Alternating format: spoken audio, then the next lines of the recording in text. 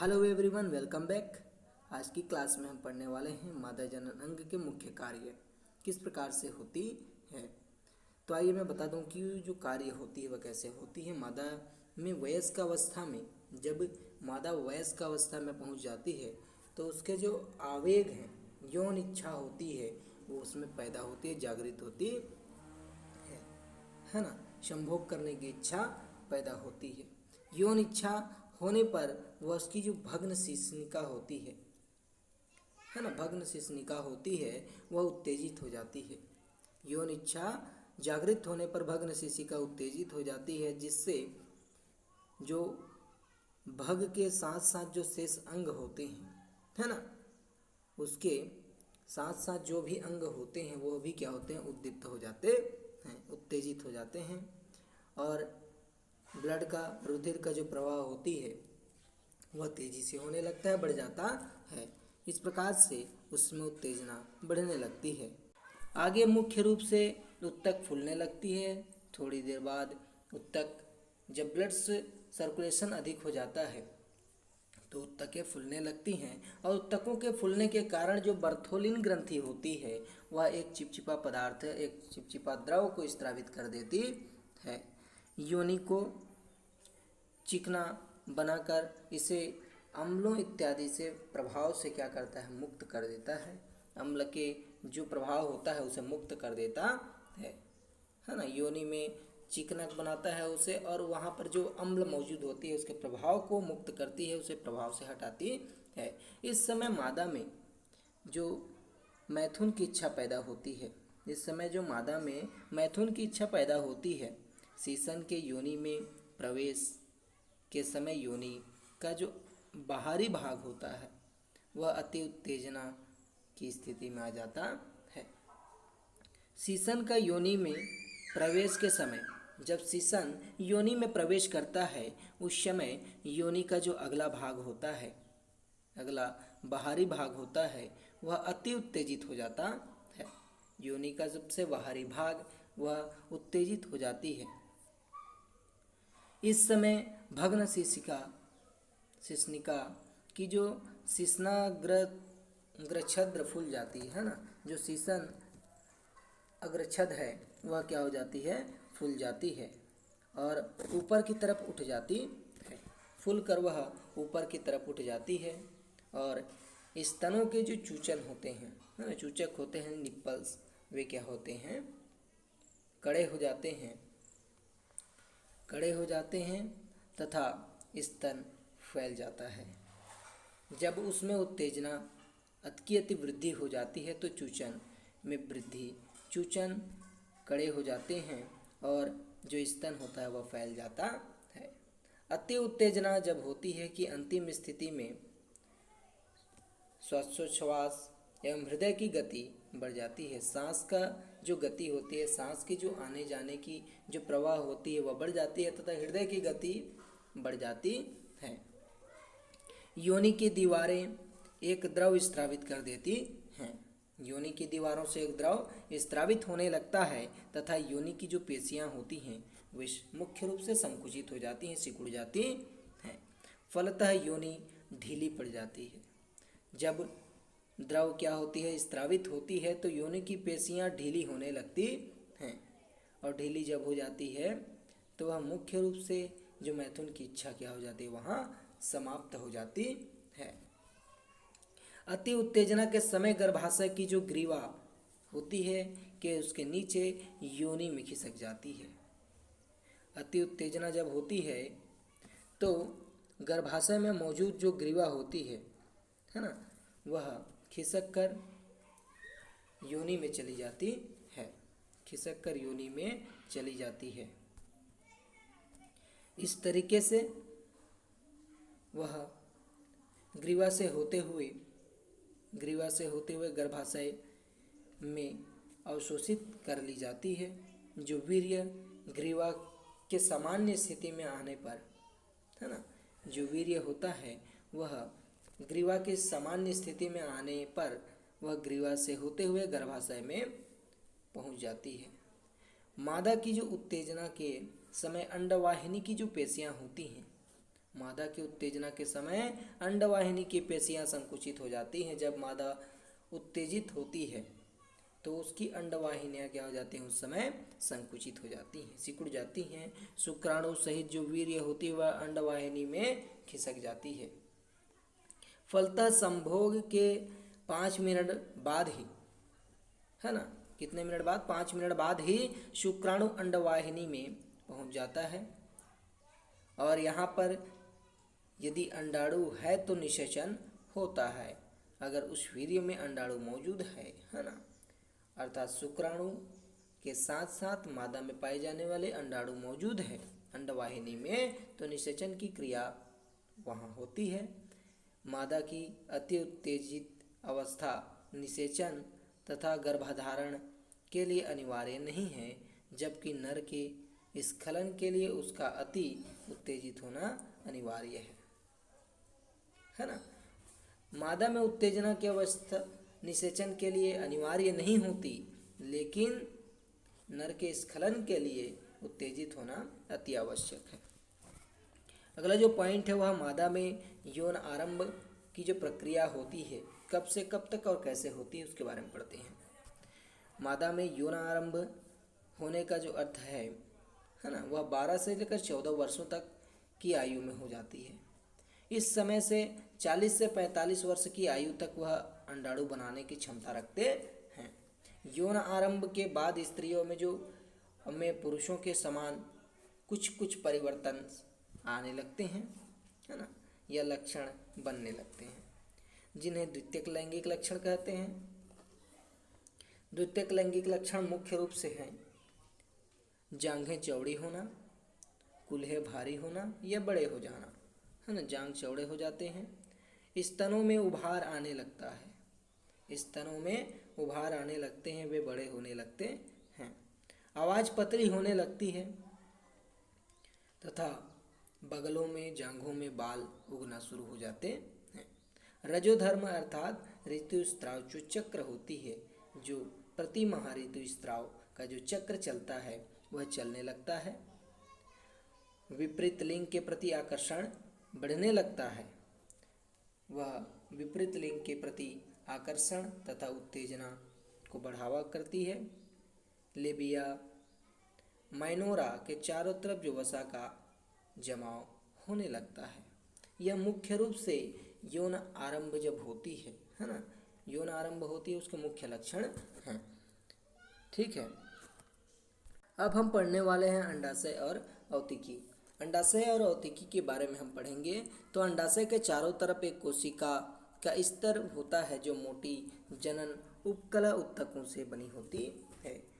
एक कोशिका की स्तर बनी होती है जो मोटी जनन उपकला उत्तकों से मिलकर बनी होती है, अंडाशय के चारों ओर फैली होती है, जिसकी कोशिकाएं घनाकार होती हैं। ये आप डायग्राम देख रहे हैं, ये डायग्राम की आप तैयारियां कीजिए, है ना, ये डायग्राम बनाना आना चाहिए। ठीक है, अगला इसके बाद हम पढ़ने वाले हैं इसकी जो मुख्य कार्यशैली है वह किस प्रकार से है। तो इस स्तर के जो नीचे 2 भागों में संयोजित उत्तक पाया जाता है। इस स्तर के नीचे हमने ऊपर पढ़ा कि 2 उपकला उत्तक के स्तर, मोटे स्तर पाए जाते हैं कोशिकाओं से बने। तो उस स्तर के नीचे 2 भाग से संयोजित 2 भागों में जुड़ा हुआ उत्तक पाया जाता है। बाहरी भाग को कॉर्टेक्स कहते हैं और भीतरी भाग को मेड्यूला कहते हैं, है ना। बाहरी भाग को कॉर्टेक्स तथा अंदरी जो भाग होता है, आंतरिक भाग होता है, मेड्यूला कहा जाता है। लेकिन इन दोनों भागों के बीच कोई निश्चित विभाजन रेखा नहीं पाई जाती। 2 भाग तो बने होते हैं लेकिन कोई ऐसा विभाजित रेखा मौजूद नहीं होती। मेड्यूला के अंदर रुधिर वाहिकाएं बिखरी होती हैं। मेड्यूला के अंदर रुधिर वाहिकाएं क्या होती हैं, बिछी होती हैं। जबकि कॉर्टेक्स में कई कोशिकाओं की बनी हजारों संख्या में विशिष्ट गोलाकार रचनाएं पाई जाती हैं, है ना। कॉर्टेक्स में कोशिकाओं से बनी हुई हजारों की तादाद संख्या में विशिष्ट गोलाकार रचना पाई जाती है और मेड्यूला में रुधिर वाहिकाएं पाई जाती हैं, जिन्हें अंडाशयी पुट्टिकाएं कहा जाता है। जिन्हें क्या कहते हैं? अंडाशयी पुट्टिकाएं कहा जाता है। अंडाशय के विकास के समय जनन उपकला जो कोशिका होती है वह अंदर की ओर धंसकर ही पुट्टिका का निर्माण कर लेती है। अंडाशय के विकास के समय जो जनन उपकला जो कोशिका होती है वह अंदर की ओर धंस जाती है और पुट्टिका का निर्माण कर लेती है, एक दीवार का निर्माण कर लेती है ना। इन पुट्टिका की एक कोशिका प्राथमिक oocyte कहलाती है। जो एक कोशिका होती है पुट्टिका में मौजूद जो पहली कोशिका होती है उसे प्राथमिक oocyte कहा जाता है और यही विकसित होकर अंडाणु का निर्माण करता है। यह जब विकसित होता है तो अंडाणु को निर्मित करता है, निर्माण करता है। oocyte के चारों तरफ की जो कोशिकाएं होती हैं पुट्टिका उपकला कोशिका कहलाती हैं। oocyte के चारों तरफ क्या पाई जाती है? कोशिकाएं पाई जाती हैं जिन्हें पुट्टिका उपकला कोशिका कहते हैं। पुट्टिका उपकला कोशिकाएं कहते हैं। और पुट्टिका की जो बाह्य स्तर बनाती है, मुख्य रूप से जो पुट्टिका उपकला उत्तक होती है वह पुट्टिका की बाह्य स्तर को बनाती है। एक स्त्री में दोनों अंडाशय में जन्म के समय लगभग 2,50,000 से लेकर 4 लाख तक की जो पुट्टिकाएं मौजूद होती हैं। लेकिन एक स्त्री के संपूर्ण जीवन काल में 400 पुट्टिकाएं ही परिपक्व हो पाती हैं। शेष पुट्टिकाएं वयस्क अवस्था के बाद निष्क्रिय हो जाती हैं, जिसका कोई काम नहीं हो पाता, है ना। इस प्रकार से जो अलग अलग पुट्टिकाएं होती हैं वो अलग अलग अवस्थाओं में बनती हैं। वे निम्न रूप से हैं। वह आइए हम देखते हैं कि वो जो निम्न रूप से हैं कैसे हैं। पुट्टिकाओं में से निम्न पुट्टिका पहला नंबर है आदि पुट्टक। यह पुट्टिकाएं एक oocyte और उसको घेरे हुए जो पुट्टिकाओं कोशिकाओं से मिलकर बनी होती हैं। एक प्राथमिक जो oocyte होती है उससे मिलकर तथा उसे घेरे हुए जो कोशिकाएं होती हैं पुट्टिका कोशिका उनसे मिलकर ये बने होते हैं। ये प्राथमिक प्रकार की पुट्टिकाएं हैं जो स्त्री शिशु की भ्रूणीय अवस्था के अंडाशय में पाई जाती है। जब स्त्री शिशु है ना, स्त्री के शिशु जब होता है, स्त्री जब शिशु अवस्था में होता है, भ्रूणीय अवस्था में होता है ना, तब उस समय उसके अंडाशय में मौजूद होता है। लेकिन इनमें से कुछ ऐसी इनके जो बाद भी इसमें दिखाई देते हैं। इनमें कुछ ऐसे पॉइंट्स, ऐसे पुट्टिकाएं होती हैं जो इनके बाद भी वयस्क अवस्था पर दिखाई देती हैं, भ्रूणीय अवस्था से हटकर वयस्क अवस्था में भी दिखाई देती हैं। इनमें oocyte पूर्णतः पुटक कोशिका से घिरा नहीं होता है। जो oocyte होता है वह पुटक कोशिकाओं से पुट्टिक कोशिकाओं की पुट्टिका जो कोशिका होती है उससे पूर्ण रूप से घिरा हुआ नहीं होता, मौजूद नहीं होता है। अगला जो पॉइंट है प्राथमिक पुटक। प्राथमिक पुटक आदि पुटक के विकसित होकर प्राथमिक पुटक बना लेता है। जो आदि पुटक होता है वह जब विकसित होता है तो प्राथमिक पुटक का निर्माण होता है, अर्थात वह अंड निर्माण के दूसरे चरण को व्यक्त कर देता है। वह अंड निर्माण के दूसरे चरण को व्यक्त करता है जब उसमें अंडाणु का निर्माण होने लगता है। इस प्रकार से पुटक की oocyte जो पुट्टिका होती है पुट्टिका कोशिका के एक स्तर द्वारा घिरा होता है। इस प्रकार के जो पुटक होते हैं oocyte पुट्टिका कोशिका से क्या होते हैं? एक स्तर से घिरे होते हैं। तीसरा नंबर है वेसिकुलर पुटक।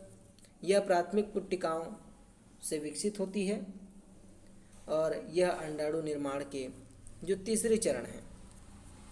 प्राथमिक पुटक कोशिका विभाजित होकर oocyte के चारों तरफ, है ना, oocyte के चारों तरफ कई कोशिकाओं का निर्माण करती है, मोटी स्तर बनाती है, जिसे वेसिकुलर पुटक का निर्माण हो जाता है। प्राथमिक जो पुटक कोशिका होती है वह कई विभाजन होकर oocyte के चारों तरफ कई कोशिकाओं का क्या करती है? मोटी स्तर बनाती है। इस तरीके से हम अगला जो पॉइंट पढ़ेंगे वह डिंब पुटक। डिंब पुटक किस प्रकार से होती है? देखिए, यह अंड के निर्माण की जो अंतिम चरण है, अंतिम अवस्था है पुटक के विकास की जो इस अवस्था को अंडाणु का विकास होता है। इस अवस्था में अंडाणु का विकास होने लगता है। अंडाशय के बाहर निकलने के लिए क्या होता है, यह तैयार होता है ना। परिपक्व होकर अंडाशय से बाहर निकलने के लिए तैयार होती है। इसके निर्माण के लिए वेसिकुलर पुट्टिका, वेसिकुलर जो पुट्टिका होती है वह पुटक कोशिका विभाजित होकर oocyte के चारों तरफ कई स्तर बना लेती है ना। जब वेसिकुलर पुट्टिका का निर्माण होने रहता है उस समय पुटक कोशिका विभाजित होकर oocyte के चारों तरफ कई स्तर का एक स्तर बना लेती है। यह जो पुट्टिका होती है वह आकार में बड़ी होती है। पुट्टिका होती है वह आकार में बड़ी होती है और उसके बीच में जो पुट्टिका बने होते हैं वह बड़े होने के कारण एक गुहा बना लेती है, जिसे एंड्रम कहा जाता है, जिसे एंड्रम कहा जाता है। एंड्रम के चारों तरफ जो पुट्टिकाएं पाई जाती हैं कोशिका के दो स्तरों से मिलकर बना होता है। एंड्रम के चारों तरफ जो पुट्टिका मौजूद होती है वह कोशिकाओं के दो स्तरों से मिलकर बनी होती है। इस स्थिति में जो बाहर का स्तर होता है जोना पेलिसुडा कहा जाता है। जो बाहर की स्तर होते हैं उसे जोना पेलिसुडा कहा जाता है। जो आंतरिक स्तर होता है उसे जोना ग्रेन्युलोसा कहा जाता है। इस स्थिति में जो डिंब पुटक होता है वो पूरी तरीके से विकसित हो जाता है और इस समय इसका जो व्यास होता है वह 10 मिलीमीटर तथा इसके अंदर जो अंडाणु का व्यास होता है 100 से लेकर 50 म्यू तक की होती है। इस प्रकार से जो हमें पढ़ना है अंडोत्सर्ग है ना।